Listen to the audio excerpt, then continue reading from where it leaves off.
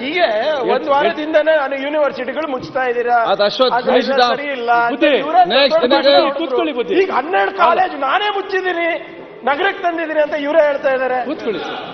ಪ್ರಿಯಾಂಕ್ ಏನೋ ಒಂದು ನನ್ಗೆ ಗೊತ್ತಿಲ್ಲ, ನಂಗೆ ಅರ್ಥ ಆಗ್ತಾ ಇಲ್ಲ ಸರ್. ತುಂಬಾ ನೀವು 12 ಕಾಲೇಜ್ ಮುಚ್ಚಿದ್ದೀರಾ ದಯವಿಟ್ಟು ಇದ್ದೀರಾ ಅಥವಾ ನಗರಕ್ಕೆ ತಂದಿದ್ದೀರಾ ಅಂತ ಹೇಳ್ತಾ ಇದ್ದೀರಾ? ಗ್ರಾಮೀಣ ಮಟ್ಟದಲ್ಲಿ ಅಡ್ಮಿಷನ್ ಜಾಸ್ತಿ ಮಾಡ್ಸಕ್ ಏನ್ ಮಾಡಿದಿರಾ ಅಂತ ಅದನ್ನ ಇಷ್ಟು ಕೊರತೆ ಇದೆ ಸರ್ ಇವ್ರಿಗೆ.